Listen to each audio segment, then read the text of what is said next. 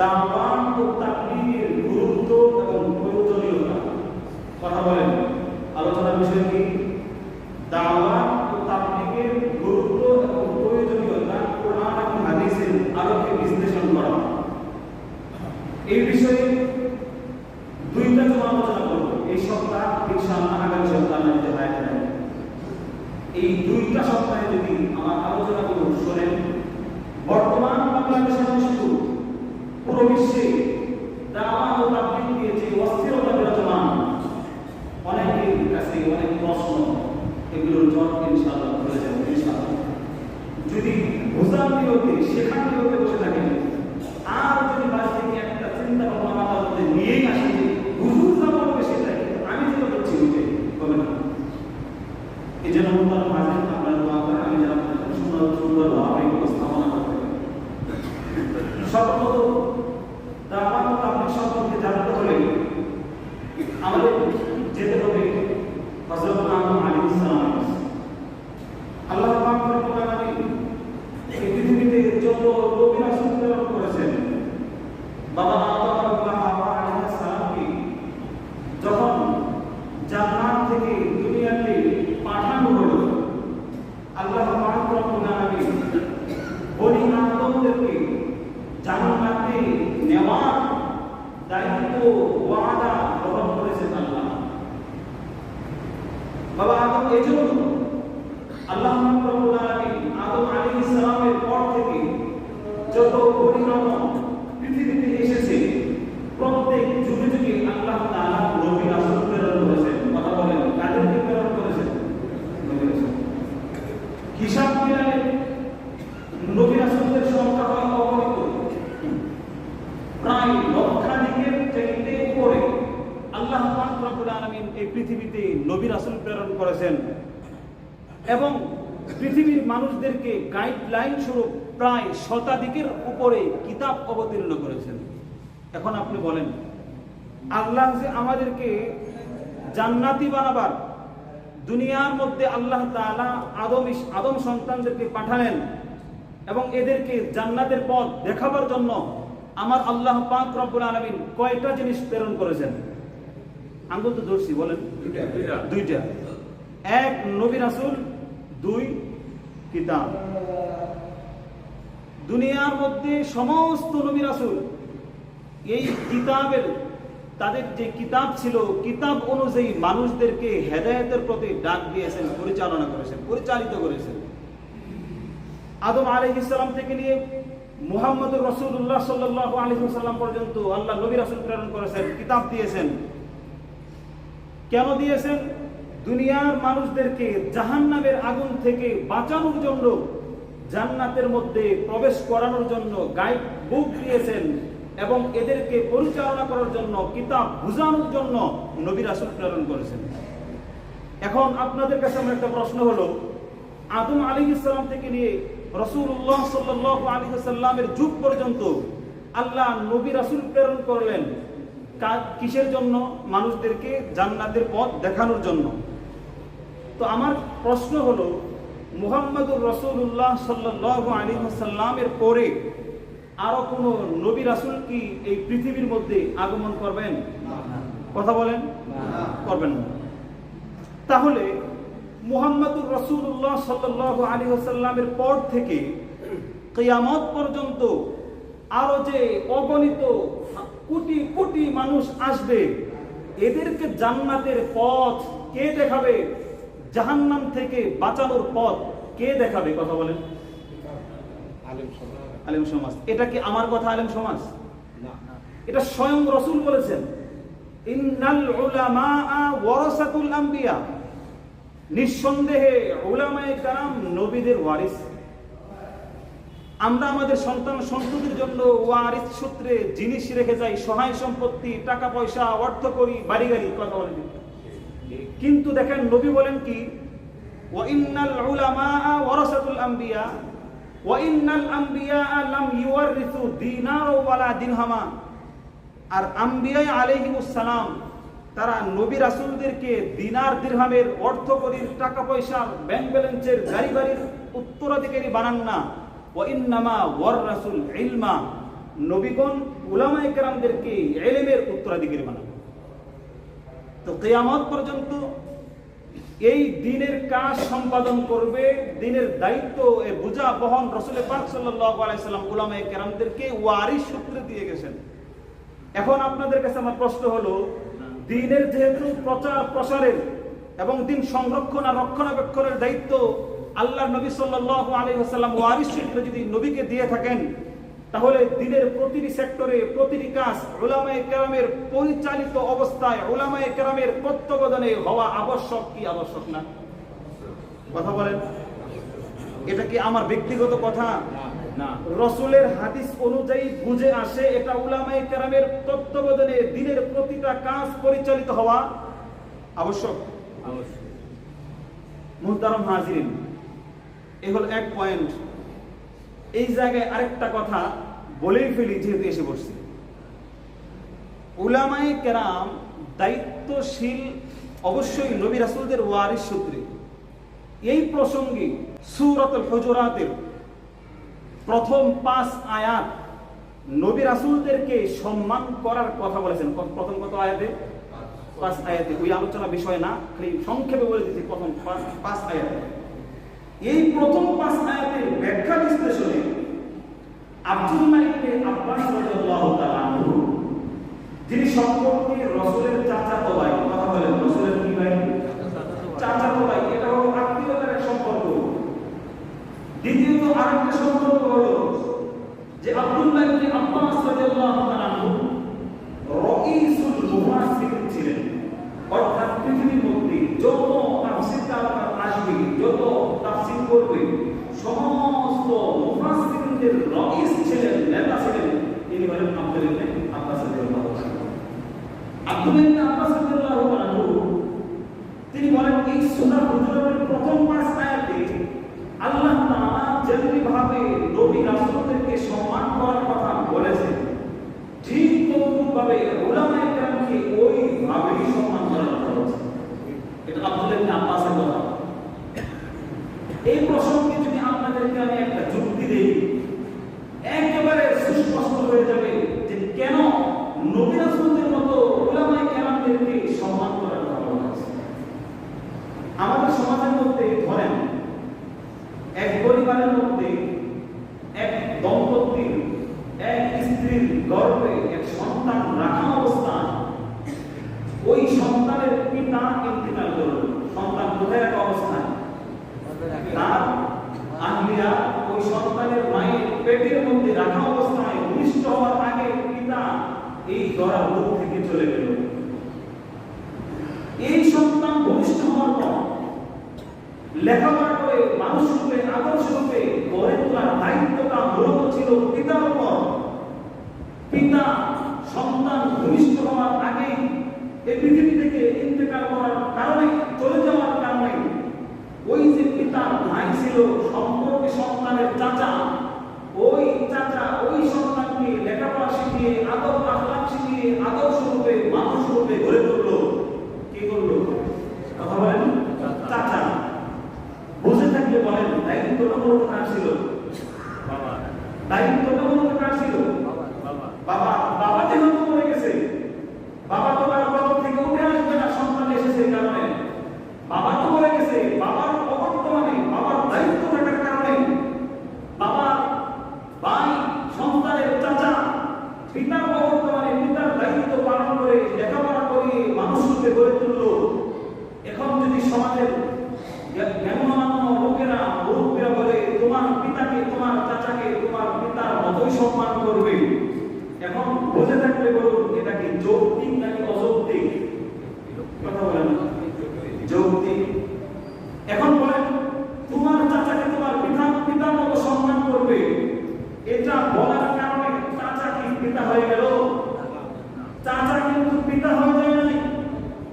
পিতার অবর্তমানে চাচা দায়িত্ব গ্রহণ করার কারণে ওই পিতার সম্মান চাচাকে করার কথা বলা হয়েছে। ঠিক তেমনি ভাবে চাচা পিতা হয় না, যেমনি ভাবে ঠিক তেমনি ভাবে নবী রাসূলদের দায়িত্ব মানুষদের কাছে দ্বীনের কথা পৌঁছানো, হকের কথা পৌঁছানো, মানুষদেরকে দ্বীন শেখানো। নবীর অবর্তমানে যেহেতু এটা উলামায়ে কেরাম করতেছেন, সেহেতু না, ঠিক তদ্রূপভাবে নবীওয়ালা কাজ উলামায়ে কেরাম করার কারণে এদেরকে ওইভাবেই সম্মান করবা।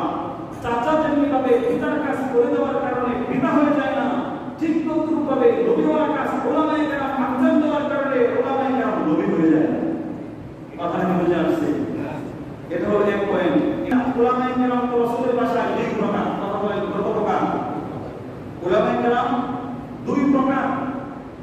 এক প্রকার উলামায়ে কেরাম হলো যারা আল্লাহর দ্বীনকে আল্লাহর জমিনে প্রতিষ্ঠা করার জন্য নিজের জীবন কুরবান করে, কষ্ট করে, মেহনত করে আঞ্জাম দেয় দ্বীনের কাজ। আরেক প্রকার উলামায়ে কেরাম হলো যারা আল্লাহর সন্তুষ্টির জন্য নয়, বরং নিজেদেরকে, মানুষদেরকে তার দিকে আহ্বান করার জন্য, ভক্ত বানানোর জন্য চেষ্টা করে, তকবীর করে ইসলামী শরীয়তের কোনো বিধিবিধান না জানে না, মূল নীতি থেকে, মূল ধারা থেকে সরে এসে ভক্ত বানায়। এটা হলো আরেক উলামায়ে কেরাম। এখন মুহতারাম হাজির, উলামায়ে হক যারা, এদের কাছে নাকি দলিল, আদিল্লাহ, কোরআন এবং হাদিসের দালাইল, ঠিক তদ্রূপভাবে উলামায়ে সু যারা আছে, যারা নিজেদের প্রতি কোরআন হাদিসের দাম দেবে না, অপব্যাখ্যা করে মানুষদেরকে ভক্ত বানানোর চেষ্টা প্রয়াস করে, এরা হলো উলামায়ে হক না। প্রশ্ন আসতে পারে, সাধারণ মানুষ বুঝবো কিভাবে? বুঝে তো আসে না। সাধারণ মানুষদেরকে বোঝানোর জন্য আল্লাহ নবী সাল্লাল্লাহু আলাইহি ওয়াসাল্লাম একটা উদ্ধৃতি, রাসূলের হাদিসের একটা উদ্ধৃতি, কোরআনের তাফসীর। আচ্ছা বলেন তো, আমাদের যদি কারো শারীরিক অসুস্থতা হয়, রোগে আক্রান্ত হই, আমরা কার কাছে যাই? জোরে বলেন। ডাক্তারের কাছে যাই। ডাক্তারের কাছে গিয়ে আমরা কোন সমস্ত ডাক্তারের কাছে যাই? সমাজে ডাক্তারও তো আবার দুই প্রকার। এক প্রকার ডাক্তার হলো হাতুড়ি ডাক্তার, আরেক প্রকার ডাক্তার হলো ডিগ্রিধারী ডাক্তার। হাতুড়ি ডাক্তার রাস্তার মধ্যে চ্যালেঞ্জ করে দেন, কিছু চ্যালেঞ্জ করে যে আমার এই ওষুধ যদি কোনো ডাক্তার ভুল প্রমাণিত করতে পারে 10 লক্ষ টাকা পুরস্কার। এরকম করে হাতুড়ি ডাক্তার চ্যালেঞ্জ করে না। এখন আপনারা বলেন, এই যে হাতুড়ি ডাক্তার, এই ডাক্তারের চ্যালেঞ্জ গ্রহণ করার মতো সময় কি ডিগ্রিধারী ডাক্তারের আছে? সে তো তার চেম্বারে বসে প্রেসক্রিপশন লিখতে সময় পায় না। ওই হাতুড়ি ডাক্তারের অবান্ত চ্যালেঞ্জ গ্রহণ করার সময় তো তার নাই। এটা হলো এক ব্যাখ্যা। মুহতারাম হাজিরিন, এই যে ঠিক যেরকম ভাবে ডাক্তারের ক্ষেত্রে দুই ক্যাটাগরি আছে, ঠিক তদ্রূপভাবে উলামায়ে কেরামের মতো দুই ক্যাটাগরি আছে। এক শ্রেণী উলামায়ে কোরআন এবং হাদিসের আলোকে, দলিল আদিল্লাহর আলোকে আলোচনা করে মানুষদেরকে বোঝায়। আরেক শ্রেণী মানুষ দলিল আদিল্লাহর দূরের কথা নিজের সাফার জোরে কথা বলে বেড়ায়। কথা বলে ঠিক নেই। যেমন উদাহরণস্বরূপ, এই কথাটা সবাই বুঝবেন, কারণ এটা সমাজের মধ্যে প্রচলিত আছে। জানাজার নামাজের পর হাদিসে আছে আল্লাহ নবী সাল্লাল্লাহু আলাইহি ওয়াসাল্লাম তার জীবনে যতগুলো জানাজা পড়ছেন, জানাজা করেছেন, কোন জানাজায় রাসূল সাল্লাল্লাহু আলাইহি ওয়াসাল্লাম জানাজার পরে দ্বিতীয়বার আর হাত তুলে দোয়া করেন নাই। এখন আমার কথা বলেন, এটা কি হাদিস বলা নাকি সাফার জন্য বললাম? রাসূলের একটা হাদিস এটা এরকম। তো এটা তো একটা হাদিস, উলামায়ে কেরাম তো হাদিস বললেন, আর যার কাছে হাদিস নাই, দলিল নাই, সে চাপার জন্য দলিল দেয়। দেখেন যে জানাজা নামাজ তো একটা দোয়া, নামাজ কিন্তু একটা দোয়া, জানাজা নামাজ কিন্তু একটা কি দোয়া, নামাজটা কিন্তু একটা কি দোয়া।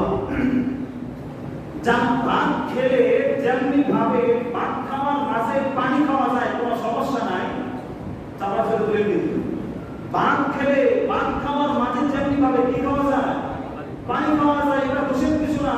ঠিক তদ্রূপভাবে ভাত খাওয়ার পরেও যেমনি ভাবে পানি খাওয়া যায়, ঠিক ওইরকম ভাবে জানাজার নামাজ তো দোয়া, জানাজার নামাজের পরেও দোয়া করা যায়। কি দিল? কথা বলেন নাকি? কি দিল? যুক্তি। কি দিল? যুক্তি। এটা হলো এক যুক্তি, এগুলো ঘোড়া যুক্তি। এই যুক্তির ক্ষেত্রে একটা জিনিস বোঝা দরকার, যুক্তি দুই প্রকার। কথা বলেন কত প্রকার? যুক্তি কত প্রকার? এক প্রকার যুক্তি হলো যে যুক্তি কোরআন হাদিসের পক্ষে যুক্তি হয়, এটা হলো সঠিক যুক্তি। আরেক প্রকার যুক্তি হলো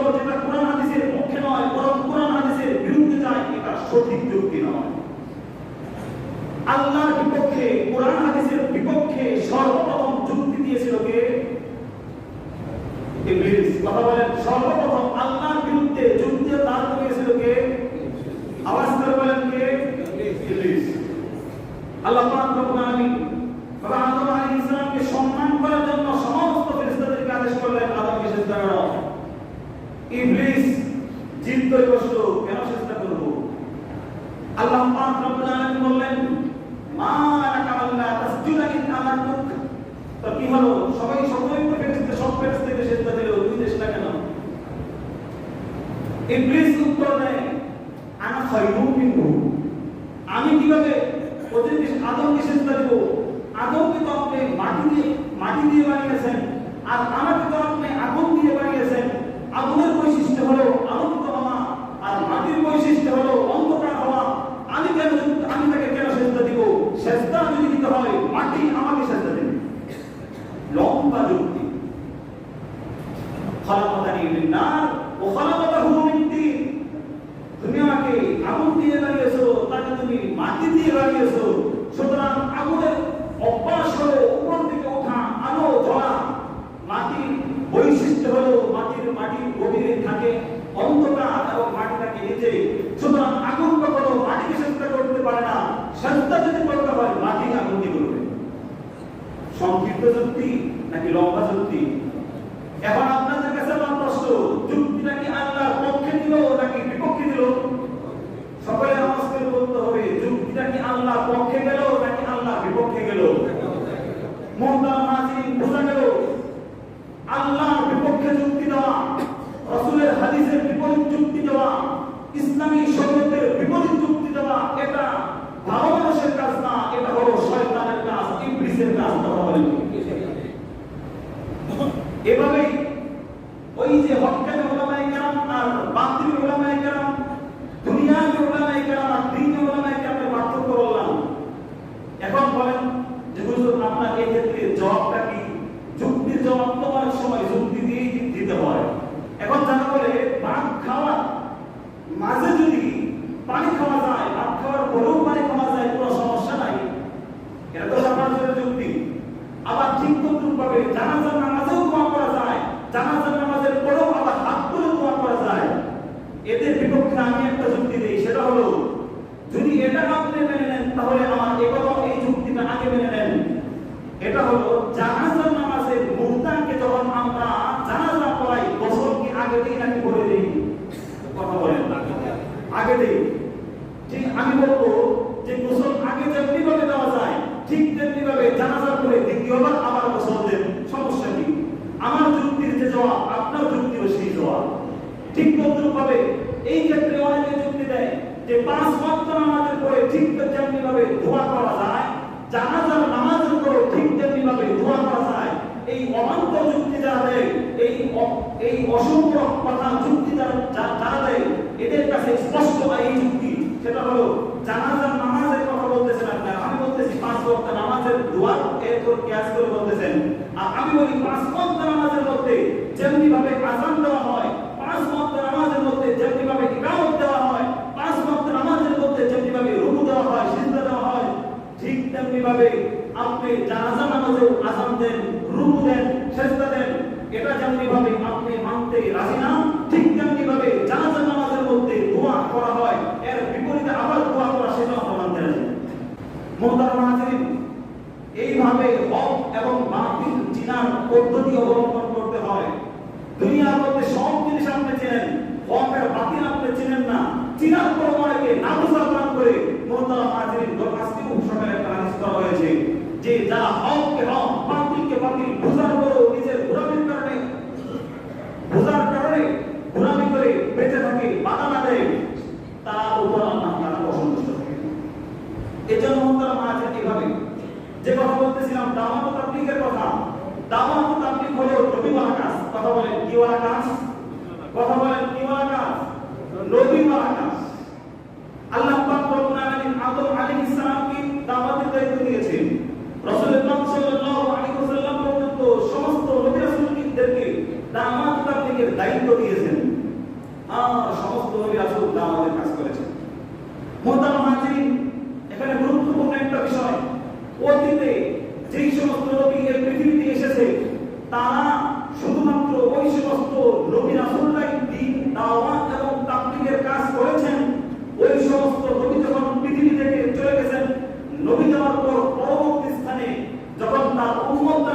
দাওয়াত আপনি করবে তো দূরের কথা, নবীর ইন্তেকালের পর তারা ভ্রষ্ট হয়ে যেত, পথভ্রষ্ট হয়ে যেত। তো যেহেতু পথভ্রষ্ট হয়ে যেত, সেহেতু কিভাবে তারা দাওয়াতের কাজ আঞ্জাম দেবে? বোঝা গেল এটা হলো নবীদের কাজ। আদম আলাইহিস সালাম দাওয়াত তাবলীগের কাজ করেছেন, নূহ আলাইহিস সালাম দাওয়াত তাবলীগের কাজ করেছেন, ইব্রাহিম আলাইহিস সালাম দাওয়াত তাবলীগের কাজ করেছেন, হযরত ইসমাঈল আলাইহিস সালাম দাওয়াত তাবলীগের কাজ করেছেন, হযরত মূসা আলাইহিস সালাম দাওয়াত তাবলীগের কাজ করেছেন, হযরত ঈসা আলাইহিস সালামের দাওয়াত তাবলীগের কাজ করেছেন। আমি সর্বপ্রথম বলে নিয়েছি, দাওয়াত অর্থ হলো আল্লাহর দিকে, আল্লাহর বান্দাদেরকে ডাকা, আর তাবলীগ অর্থ হলো আল্লাহর বান্দাদেরকে আল্লাহর দ্বীনের কথা, কোরআনের কথা, হাদিসের কথা পৌঁছে দেওয়া। এই আলোচনার দ্বারা বুঝলাম অতীতে যত নবী রাসূল পৃথিবীতে এসেছেন, দাওয়াত ও তাবলীগের কাজ শুধুমাত্র নবী রাসূলরাই করেছেন, তার উম্মত কখনো এই কাজ আঞ্জাম দেন নাই। উম্মত আঞ্জাম দিবে দূরের কথা, নবীর ইন্তেকালের পর উম্মতরা হকের পথেই অবিচল থাকতে পারেন নাই, আবার পথভ্রষ্ট হয়ে গেছেন। পরবর্তীতে আল্লাহ পাক রব্বুল আলামিন অন্য নবী প্রেরণ করে, কিতাব প্রেরণ করে তাদেরকে হেদায়েতের বাণী শুনিয়েছেন। এক্ষেত্রে উম্মতে মুহাম্মাদী রাসূল সাল্লাল্লাহু আলাইহি ওয়াসাল্লামের উম্মত সম্পূর্ণই বিপরীত। আল্লাহ পাক রব্বুল আলামিন পবিত্র কোরআনুল কারীমের মধ্যে বলেন, কুনতুম খায়রা উম্মাতিন মুখরিজাত লিন-নাস তা'মুরুনা বিল মা'রুফি ওয়া তানহাউনা আনিল মুনকার।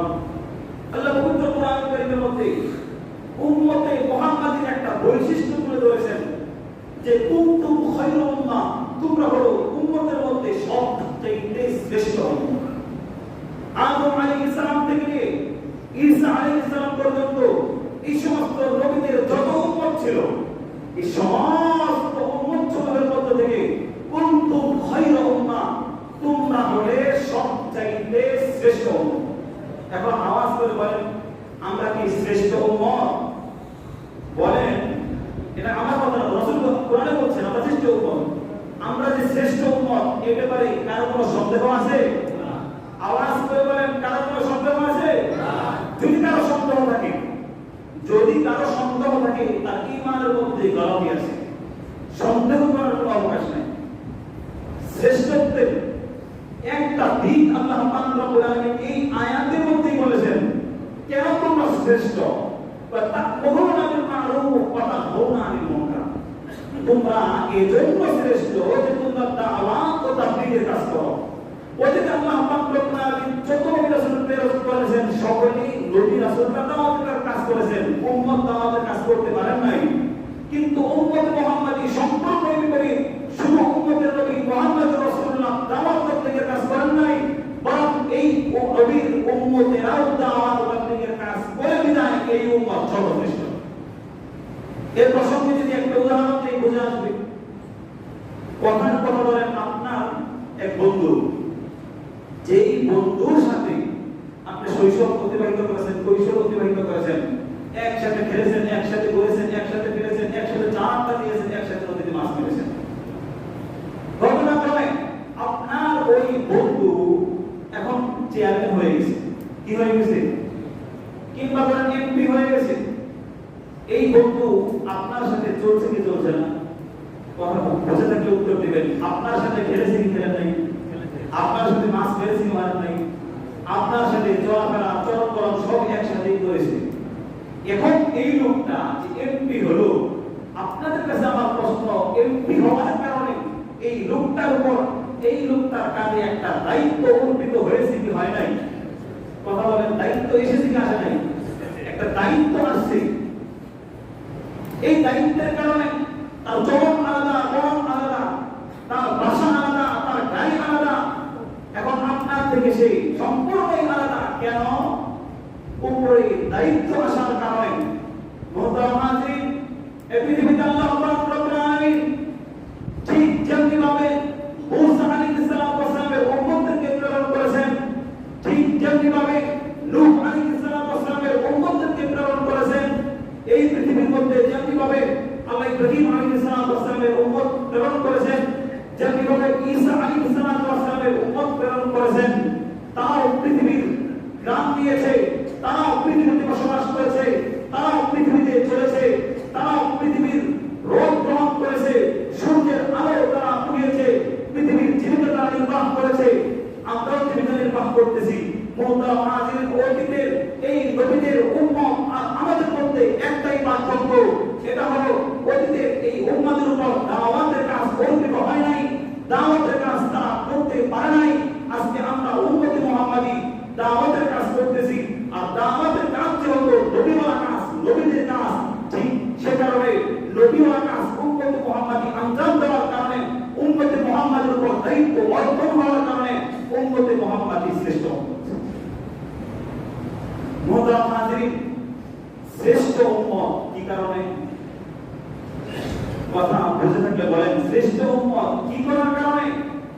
দাওয়াত ও তাবলীগ এই উম্মত আঞ্জাম দেওয়ার কারণে। দাওয়াত ও তাবলীগের আঞ্জাম যদি আপনি দিতে পারেন, হবে কি?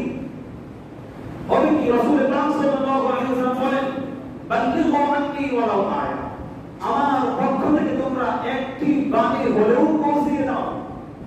অন্য হাদিসের মধ্যে বলেন, আদাল্লু ইলাল খায়রি কাফাইলি, এটা হলো ভালো কাজের দিকে পথ প্রদর্শন করা, ভালো কাজ করা নেই। যেমন ধরেন, নিজেরই একটা উদাহরণ দিয়ে দিই। আমার কাছে একটা মেমোরি কার্ড ছিল, মেমোরি কার্ডের মধ্যে কিছু দুর্লভ বই ছিল, যা এই অতীতের সরকার এই বইগুলো বাজেয়াপ্ত করে দিয়েছিল, যেটা পাওয়া যাচ্ছিল না, এবং কিছু দুর্লভ বয়ান ছিল আমার কাছে একটা মেমোরির মধ্যে। আমার এক বন্ধু বারবার খালি বলতেছিল যে তোমার ওই মেমোরি কার্ডটা নিয়ে এসো, ওখান থেকে ওই বইগুলো আমি দিব, আমিও পড়বো। কিন্তু দুর্ভাগ্যবশত আমার ওই সুযোগ আর পৌঁছাতে হয় নাই। বছর খানেক ওই এই মেমোরি কার্ডটা যখন ফোনের মধ্যে তুললাম, তখন দেখলাম মেমোরি ফরম্যাট চাই। কি চাই? ফরম্যাট চাই। কম্পিউটারের মধ্যে তোলার কারণ পরও একই অবস্থা, ফরম্যাট চাই। ভিতরে যে সমস্ত জিনিস ছিল সবকিছুই ভাইরাস হয়ে গেছে। এখন আপনাদের কাছে প্রশ্ন হলো, এই মেমোরি কার্ড থেকে যদি একটা কিতাবও তাকে আমি কপি করে দিয়ে দিতাম, শেয়ারিংয়ের মাধ্যমে দিয়ে দিতাম, পরবর্তীতে একটা কিতাব তার কাছ থেকে পাইতাম কি পাইতাম না? কথা বলেন, পাইতাম। ঠিক তেমনি ভাবে আল্লাহ রাব্বুল বাল্লিগু আন্নী ওয়ালাউ আয়া, আমার পক্ষ থেকে একটি বাণী হলেও পৌঁছিয়ে দাও। তোমার কাছে আমি মুহাম্মদুর রাসূলুল্লাহর পক্ষ থেকে একটি বাণী পৌঁছেছে, তোমার মেমোরি কার্ডে পৌঁছেছে, তোমার মেমোরি কার্ড থেকে অন্য জায়গায় অন্য মেমোরিতে ট্রান্সফার করে দাও, যার কারণে পরবর্তীতে শয়তান যদি শয়তানের উপর ঢোকার কারণে ওই ভালো কাজ তুমি যদি নাও করতে পারো, আদালু ইলাল খায়রি কাফাইলি, ওই যে তুমি তোমার কাছ থেকে শেয়ারের মাধ্যমে অন্যকে দিয়ে দিছো, ওই অন্যকে দেওয়ার কারণে পরবর্তীতে তার থেকে তোমার কাছেও একটা বার আসতেই থাকবে, আসতেই থাকবে। এই হলো দাওয়াত তাবলীগের উপকার। এখন মুহতারাম হাজিরিন, একটা প্রশ্ন আসে, বর্তমান বাংলাদেশে দাওয়াত তাবলীগের যে প্রচলিত পদ্ধতি, বর্তমান পৃথিবীতে দাওয়াত তাবলীগের যে ধারা, এই ধারা ঠিক নাকি বেঠিক? সমাজের মধ্যে একটা শ্রেণী সবসময় বলতেই থাকে যে মসজিদে পিকনিক করতে আসে, তো মসজিদে পিকনিক করতে আসে। মুহতারাম হাজিরিন, দাওয়াত তাবলীগ সম্পর্কে জ্ঞান নাই আপনার আমার। দাওয়াত তাবলীগের 40 দিন ধরে কথা, 3 দিন পর্যন্ত আপনি দাওয়াত তাবলীগে যান নাই, আপনি দাওয়াত তাবলীগ সম্পর্কে কি বুঝবেন বলেন? আর আপনি যদি বারবার বলেন আমি বুঝি না, আমাকে স্পষ্ট বুঝিয়ে দাও, কিভাবে বুঝবো? আপনি তো জানেনই না কিছু, আপনি বুঝার পর না বুঝার বাধ্য হবেন। এই জন্য মুহতারাম হাজিরিন, দাওয়াত তাবলীগ মসজিদে আসার যে পদ্ধতি, রাসূলের যুগে দাওয়াত তাবলীগের যে পদ্ধতি ছিল, এই পদ্ধতি এক কি এক না? এটা হলো প্রশ্ন। অনেকে বলে রাসূল কখনো এইভাবে দাওয়াত দেয় নাই, সাহাবা কখনো এইভাবে দাওয়াত দেয় নাই, তাবিঈন কখনো এইভাবে দাওয়াত দেয় নাই, মসজিদে এসে ঘুরে ঘুরে দাওয়াত দেয় নাই। সুতরাং এই দাওয়াত তাবলীগের এই পদ্ধতি গলত, এই পদ্ধতি ঠিক না। মুহতারাম হাজিরিন, এখানে একটা মূল নীতি মনে রাখতে হবে, রাসূলের যুগে দাওয়াত তাবলীগের এই পদ্ধতি ছিল না ঠিক, কিন্তু তাবলীগ ছিল কিনা? কথা বলেন। দাওয়াত এর এই পদ্ধতি ছিল না, কিন্তু মানুষদের কাছে আল্লাহর বাণী, রাসূলের বাণী পৌঁছে দেওয়া এই রীতি ছিল কিনা? কথা বলেন, ছিল কি ছিল না? এই পদ্ধতি ছিল। এই মূলনীতিটা হলো সব সময় রাসূলের যুগে যে পদ্ধতি ছিল সেই পদ্ধতিতেই হওয়া লাগবে, এটা কোনো আবশ্যক নয়। বরং দাওয়াত ইসলামের মূল ধারা ঠিক রেখে, ইসলামের মূল পদ্ধতি ঠিক রেখে, মূল ধারা ঠিক রেখে দ্বীন প্রচার কার্যক্রমগুলো যদি ভিন্ন রূপে নতুন আঙ্গিকে সিস্টেমে যদি পরিবর্তন করা হয়, এটা সম্পূর্ণ রূপে জায়েজ এর মধ্যে বিন্দু মাত্র কোনো গলতি নেই। এজন্য মুহতারাম হাজিরিন, দাওয়াত তাবলীগকে কেউ ভিন্ন চোখে দেখবেন না। সময় শেষ, এই বিষয়ে কিছু উদাহরণ ছিল, দেওয়ার সময় নেই, বিষয়ের আগে শেষ করতে হবে। সংক্ষেপে বলতেছি, দাওয়াত তাবলীগের দিকে কেউ ভিন্ন চোখে তাকাবেন না। দাওয়াত তাবলীগ পৃথিবীর মধ্যে থেকে এক অন্যতম এক মাধ্যম এবং পদ্ধতি, যে মাধ্যম এবং পদ্ধতির মাধ্যমে মুহতারাম হাজিরিন অনেক দিন বড় আত্মবড় মানুষ দিনের ছায়া পেয়েছে, দিন বুঝতে পেরেছে। আজকে শুধুমাত্র উপমহাদেশে নয়, বিশ্বের এমন কোনো প্রত্যন্ত অঞ্চল নাই, এমন কোনো গভীর জঙ্গল নাই যেখানে দাওয়াত তাবলীগের কাজ পৌঁছে নাই। প্রত্যেকটি স্থানে দাওয়াত তাবলীগ পৌঁছেছে, যার কারণে মানুষ দিনের দিশা পাচ্ছে। কিন্তু মুহতারাম হাজিরিন, আমাদের মধ্যে বর্তমানে টেলিভিশনে কিংবা পত্রিকায় কিংবা সোশ্যাল মিডিয়ায় কিছু জিনিস দেখে আমাদের কাছে অস্পষ্ট লাগে। এই কাজের মধ্যে ফরক কেন হলো, ভাঙ কেন হলো, সমস্যা কেন হলো? আমি মুহতারাম হাজিরিন বলবো, দাওয়াত তাবলীগ ভাঙ কখনো হয় নাই। এই কাজের সূচনা হয়েছিল উলামায়ে কেরামের হাতের উপর। কথা বলেন, কার হাতের উপর? উলামায়ে কেরামের হাতের উপর। মুহতারাম হাজিরিন, আপনার ঘরের পাশে এক গাছের মধ্যে বাদুড় লেগেছে, আম গাছে বারবার আম এসে খাচ্ছে। এখন আপনি যদি প্রকৃতপক্ষে মালি হন, গাছ থেকে বাদুড় তাড়াবেন কিনা? কথা বলেন, বুঝলেন না?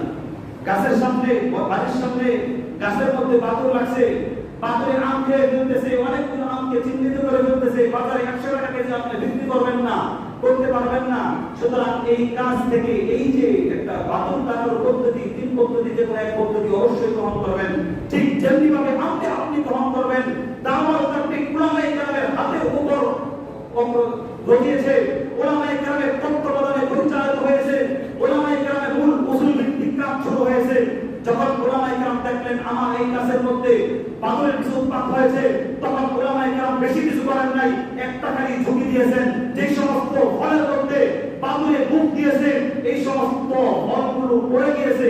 তাবলীগ মূলত 2 ভাগ হয় নাই, তাবলীগ 1 ভাগের মধ্যেই আছে। এটা হলো উলামায়ে কেরামের পন্থা অনুযায়ী তাবলীগ। কথা বলেন ঠিক কিনা? এজন্য তাবলীগ যদি করতে হয়, উলামায়ে কেরামের দেখানো পথ অনুযায়ী আমরা তাবলীগ করব।